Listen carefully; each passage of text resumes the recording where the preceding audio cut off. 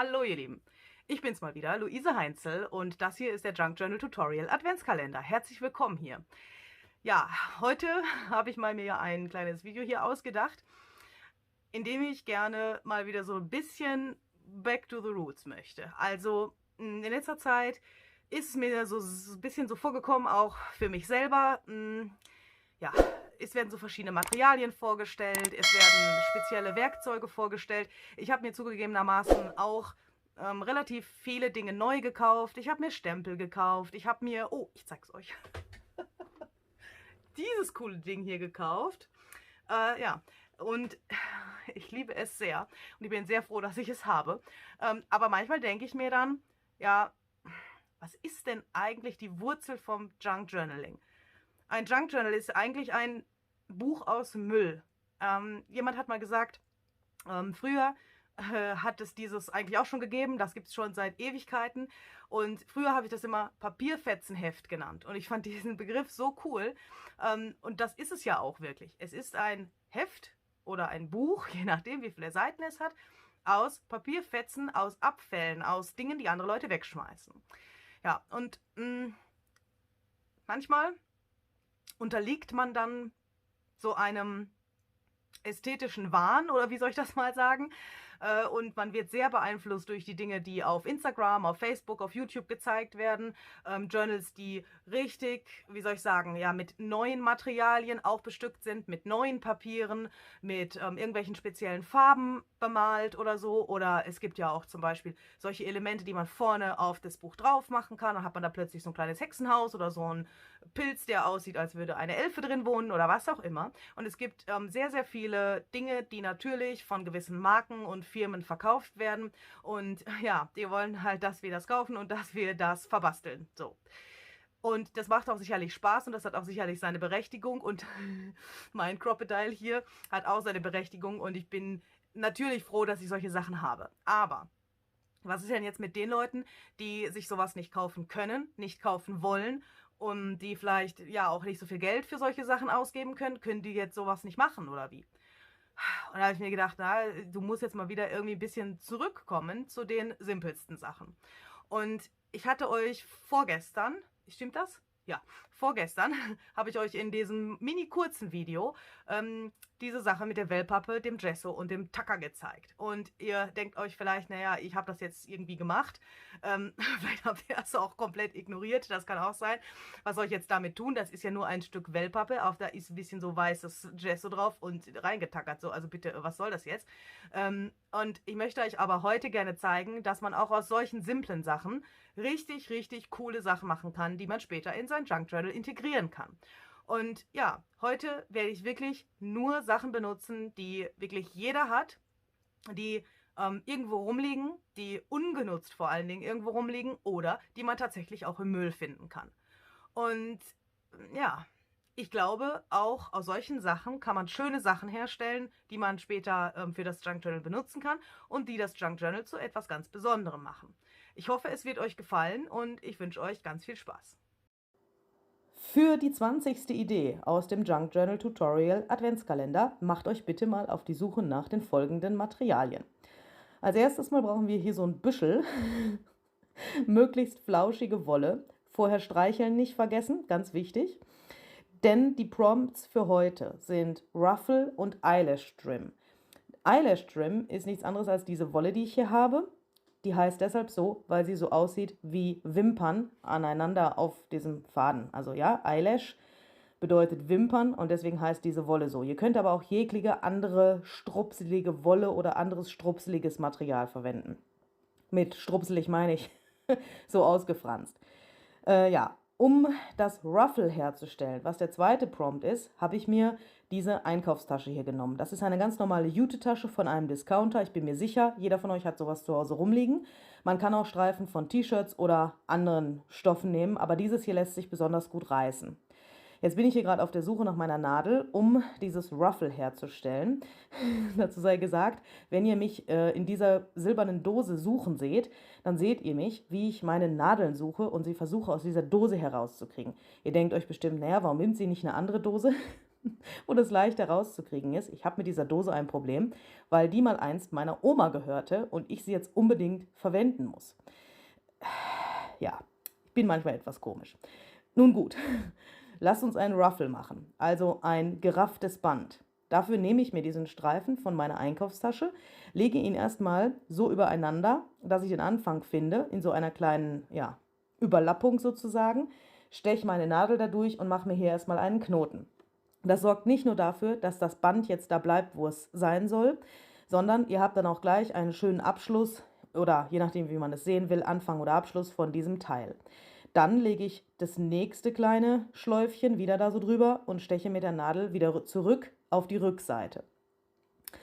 Dadurch erwische ich jetzt natürlich das, was da drunter ist, und ich erschaffe diese nächste Raffung. Dann mache ich wieder so eine kleine Schlaufe, vorausgesetzt ich kriege das hier irgendwie hin, und steche von hinten wieder durch das Material nach vorne, sodass auch diese kleine Schlaufe wieder befestigt ist.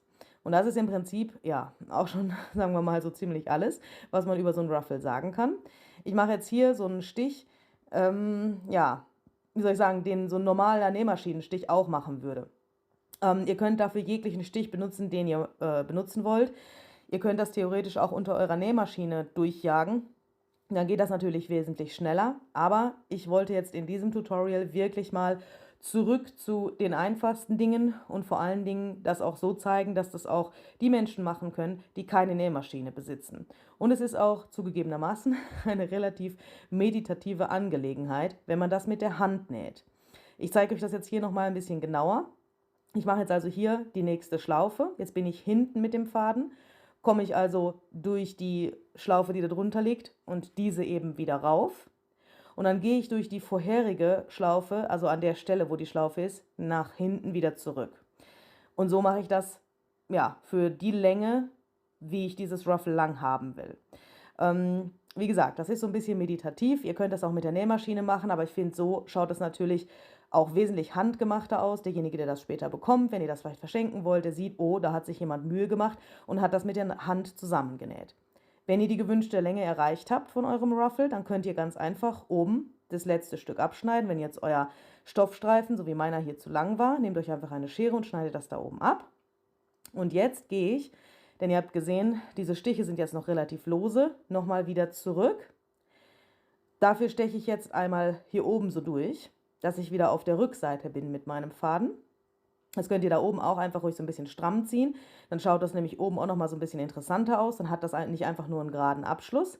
Jetzt gehe ich wieder nach vorne und dann nehme ich mir ein Stück von diesem Eyelash Trim, also von dieser Wimpernwolle. Das schneide ich jetzt auf die gewünschte Länge ab. Ich habe das jetzt hier etwas länger gemacht als das Ruffle selbst. Dann lege ich mir das da so drauf und jetzt werde ich das an diesem Ruffle befestigen. Auch das könntet ihr mit einer Nähmaschine machen, aber wie gesagt, mit der Hand schaut es auch ganz interessant aus und ihr könnt natürlich da auch noch so ein bisschen mit den Stichen variieren, dass ihr da vielleicht ja, noch gewisse Muster oder so reinmachen könnt, wie ihr wollt und je nachdem, wie eure Fähigkeiten sind, mit so einer Nadel und Faden umzugehen. Ich habe es mir jetzt hier relativ leicht gemacht. Ich bin jetzt einmal rechts vom Eyelash Trim rausgekommen und gehe links von diesem Eyelash Trim wieder rein. So seht ihr, ist jetzt dieser Stich erstmal so schräg darüber und dieses Eyelash Trim ist jetzt auf dem Ruffle befestigt. Das ist ja manchmal gar nicht so einfach. Wenn man das mit der Nähmaschine zum Beispiel näht, hat man wesentlich mehr Mühe, das da drauf festzukriegen, weil ja, die Nähmaschine näht halt in einer gewissen Geschwindigkeit, ne? Und ich habe da manchmal echt Probleme, dass mir das dann nicht wieder rausflutscht. Deswegen ist das mit der Hand vielleicht sogar ein bisschen einfacher, das da dran zu befestigen. So, jetzt seht ihr, ich bin hier auf der Rückseite. Jetzt gehe ich nochmal wieder nach vorne, denn so, wenn ich jetzt an dem weißen Eyelash Trim ziehen würde, würde das ja so wieder rausflutschen. Jetzt gehe ich nochmal wieder zurück und mache so kleine Art Kreuzstiche, sodass diese weiße Wimpernwolle wirklich komplett fest da drauf ist. Also ich gehe jetzt einfach über diesen schrägen Stich, den ich vorher gemacht habe, in der anderen Richtung diagonal wieder zurück. Ich zeige euch das gleich nochmal, wenn es fertig ist, ein bisschen genauer, sodass hier jetzt so eine Art kleine Kreuzstiche entstehen.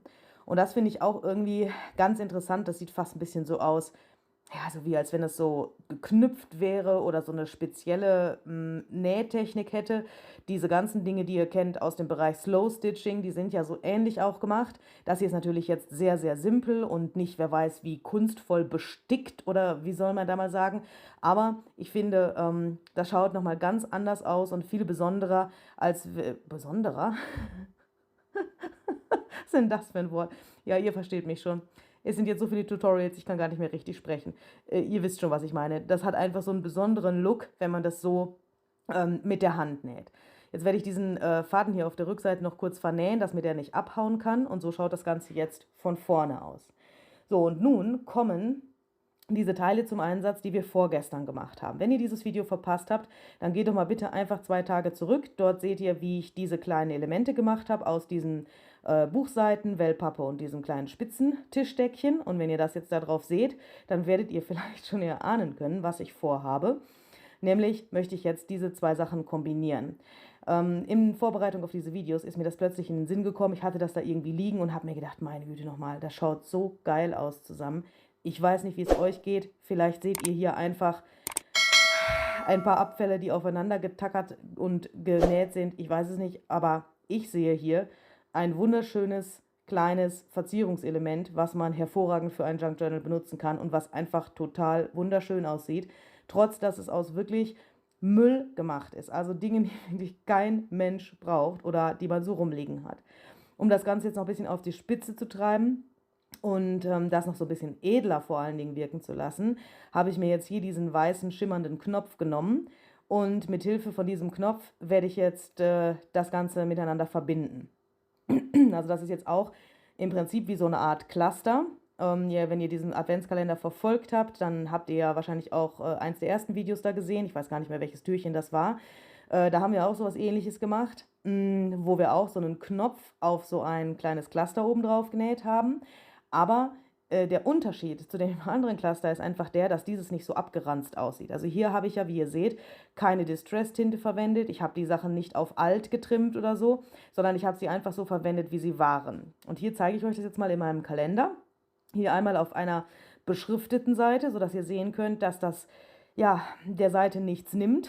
Also wenn ihr da irgendwie was Schönes habt, dann auf dieser Seite, dann ist das einfach so ein zusätzliches Highlight. Und hier seht ihr das nochmal auf einer neutralen Seite. Und wenn ich das sehe, ich könnte fast ausflippen. Also ganz ehrlich, ich weiß nicht, wie es euch geht, aber ich könnte fast ausflippen, wenn ich das sehe, weil das so simpel ist, aber doch so schön aussieht. Ich habe jetzt hier noch ein zweites gemacht, das ist jetzt etwas länger.